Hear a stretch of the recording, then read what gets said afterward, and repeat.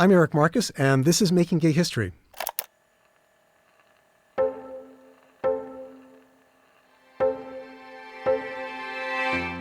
In this episode, you'll meet Chuck Rowland. Chuck was one of 5 men who gathered in a Los Angeles apartment on November 11th, 1950, to found the Mattachine Society, a gay rights organization. Mattachine wasn't the first gay rights group in the U.S. There was a very short-lived organization called the Society for Human Rights, which was founded in Chicago in 1924. But the Mattachine Society lasted, and very quickly chapters spread along the West Coast and across the country. Just a quick fun fact about one of the other 5 guys. In the early days of Mattachine, he went by the initial R. Most people who had anything to do with the gay rights movement back then used pseudonyms. His real name was Rudy Gernreich. He was an Austrian Jewish refugee, and in the 1960s, he became famous for designing the topless bathing suit, better known as the monokini. Just Google it, but not at work. So back to Chuck Rowland.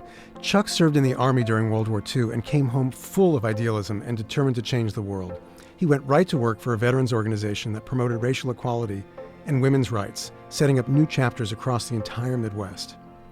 Then he joined the Communist Party because he thought that the communists knew how to get things done. But it was fighting for the rights of gay people that really captured Chuck's passion. To Chuck, it didn't matter how bad things were for gay people in the early 1950s. Like a lot of the early gay and lesbian activists I met, Chuck had this internal compass that told him he was right and the rest of the world was wrong. I wish I'd had that compass when I was a young man. Chuck had a vision for a national civil rights movement and wasn't going to let the police, the government, or the church get in the way. What he hadn't counted on were the gay people who would get in his way. I met Chuck at his small one-bedroom apartment where he lived in Hollywood, California, just down the block from Grauman's Chinese Theater. He was 2 days shy of his 72nd birthday, but he seemed so much younger. I think it was just his energy more than anything. As I stepped into Chuck's front hall, I noticed a portrait of Dr. Evelyn Hooker hanging on the wall. That's the psychologist who did the first study comparing gay men to straight men. You can hear Dr. Hooker's story in an earlier episode. She proved that gay people were no crazier than straight people. Chuck explains that he was one of the 30 gay men in Dr. Hooker's study. I just met Dr. Hooker 2 days before when I interviewed her in Santa Monica. I had no idea they knew each other, but I should have guessed because Dr. Hooker told me she'd been a guest speaker at Mattachine meetings. So Chuck takes a seat on his living room sofa. I sit across from him in an easy chair and set my tape recorder on his glass coffee table. I clip the mic to his blue button-down shirt and press record.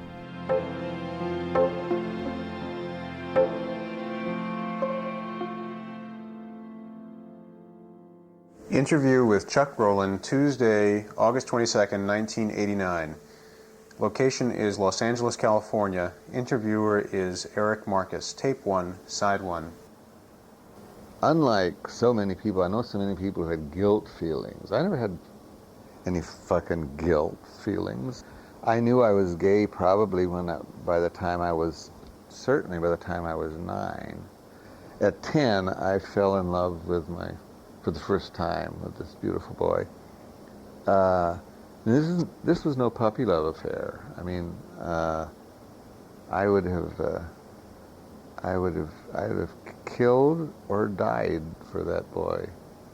And I knew it was the real thing I knew it was in love. I was in love. And I knew, of course, that this was strange, but it was so clear to me. I knew I wasn't crazy. That never crossed my mind. My dad was a pharmacist, and his drugstore, I grew up in the drugstore. His drugstore had the only newsstand in town. A little rural village called Gary, South Dakota, and population 535 at that time. My father, being a pharmacist, was one of the leading citizens of the community. So you were saying you were grateful that he had a newspaper. He had the only newsstand in town, and and he didn't want to put it out in front because it was too daring, but he got copies of Sexology. I don't know I think that maybe it's still in print. I don't know. So of course I immediately snatched a copy and took it out to the backyard of our house. So I remember this very distinctly. I was on my stomach in the shade in the backyard reading Sexology, and there was a whole special section on homosexuality. And he explained that if one were homosexual, he shouldn't feel strange or odd or anything, that there were millions of us, and that there was nothing wrong with it. Perfectly marvelous.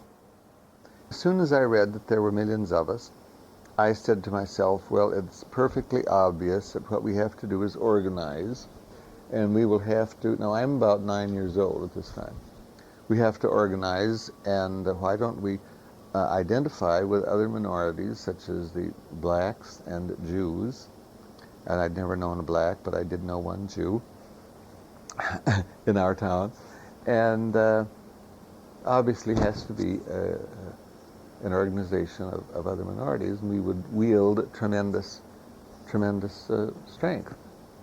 I don't think that there is any thinking gay person who hadn't at some time, back in the 20s, back in the 30s, has said, maybe at a bar one night when feeling a little happy, you know, we should have an organization. We should get together and have a gay organization. And usually you'd be laughed out of the place. People would say, oh, you'd never get a bunch of faggots together. You know, those dizzy queens, they'd never get them to do anything. Well, then in 1950, Bob, my best friend and former lover, was taking a course in the history of folk music that was given at the California Labor School. And for some reason, Harry Hay took over the course. I don't know what Harry's qualifications were. Harry showed Bob a thing that Harry had written about a gay organization. And Bob brought this home and showed it to me and Dale, who was Bob's lover at the time. And I said, my God, I could have written this myself. So Bob said, well, you got to meet Harry. And I don't remember it this way, but it may be right. Harry said, I jumped out of my car, waving the document, saying I could have written this myself. So Harry's lover was Rudy Gernreich at the time. And so then Bob and Dale and Rudy and Harry and I started talking about this. And so we started having regular meetings. No, I read somewhere that at those meetings you discussed what even the nature of homosexuality was and whether or not homosexuality constituted a minority group. Right. Was that new thinking, that homosexuals would form a minority group? Well, we've been saying we should have an organization, and I kept saying, well, what is our theory? Having been a communist, you've got to work with the theory. What is our basic principle that we are building on? And this came from Harry, and I give him, despite our many disagreements, I will give him credit forever for saying we are an oppressed cultural minority.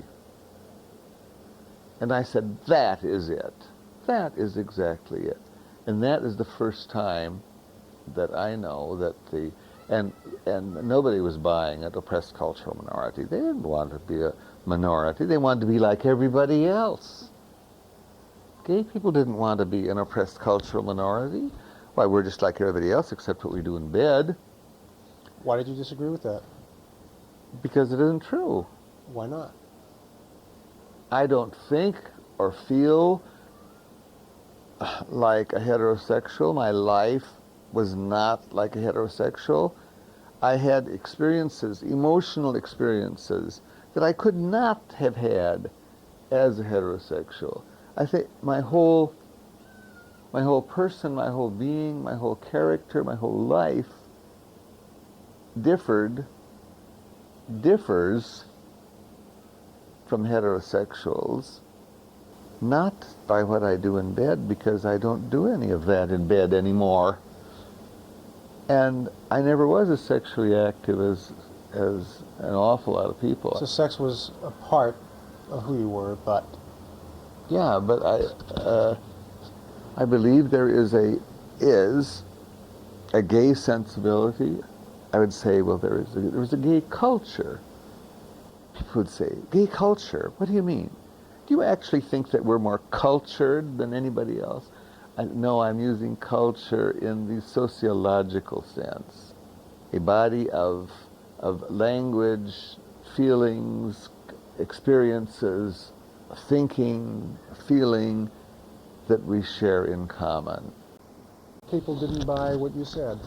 They were horrified at the Constitutional Convention of the Mattachine In April '53. Society. I made a speech, and I don't remember what I said exactly. I was building up to a resounding climax, what I thought would be a resounding climax. And I said, the time will come when we will march arm in arm, 10 abreast, down Hollywood Boulevard, proclaiming our pride in our homosexuality. Well, I got some applause, but people were more in shock. But it seemed to me perfectly reasonable, and it still seems perfectly reasonable. What did they find shocking about your comment at that time? Well, in the first place, the only way we're ever going to get along is by being nice, quiet, polite little boys that our maiden aunts would approve of. And this is the only way we're going to get along in the world. We're not going to get along in the world by going out and flaunting our homosexuality. We must keep it very, very, very quiet. And there are people of goodwill who will help us, but we cannot do anything naughty like having picket signs or parades. And why only communists would do things like that. And so they started calling us communists, we the founders of the Mattachine. And although some of us had been, and others had been fellow travelers, they began calling us communists, not because they had even the faintest shred of evidence for this accusation, but just because we were saying such daring things. I mean, that's what communists do. They create waves. They make scenes. They make people unpleasant. They don't balance their coffee cups on their knees politely. You retired from Mattachine essentially in '53 then. Well, you stepped aside anyway. See, it was growing so fast that it became obvious to me there was no way we could control it. And so I said the only thing to do is to open it to a democratic, fully democratic organization. And to this end, I proposed that we call a constitutional convention. So I wrote a constitution, which I think was a damn good one. It never occurred to us that, that anybody would come up with another constitution, would arrive with another constitution, or that they could, or if they did, that they could get anybody to vote for it, because we thought ours was so good. So, but they came up with this half-baked piece of shit, and it was obvious that they were going to pass it, and I said, well, we can't live with this Constitution. It is clearly unworkable. And so we had a very, very quick meeting, and we agreed that it was impossible. So we decided that we would resign. Then several of us had tried to work. We said, well, we'll try to work with some of the individual clubs. And so I was with one club, and then for the second convention, they couldn't solve anything at the first convention. That was the April convention. Right. Yeah. So they were going to have another convention, and I was chosen as delegate. They wouldn't seat me. I said, how can you not seat me? I am sent here as a representative of my club. And No, because we don't seat communists. They, ridiculous. We founders of the Mattachine had given so much of ourselves, had dedicated ourselves so utterly to this. This was our lives. And suddenly it was gone. It was simply gone. And as a result, lovers began breaking up. People who had been the closest of friends were screaming and swearing at each other. As I think about it, in retrospect, it was a terrible, terrible time. And I felt the time I became absolutely suicidal, because it was this was my life. I was prepared quite literally to devote my life to the Mattachine, and here this bright glory was all gone. It turned to shit.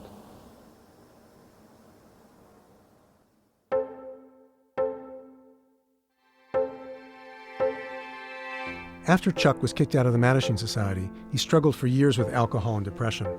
In 1962, his ex-boyfriend Bob Hull, who co-founded Mattachine, killed himself. That's when Chuck decided it was time to start over. So he moved to Iowa, and somehow he landed a job as a high school teacher.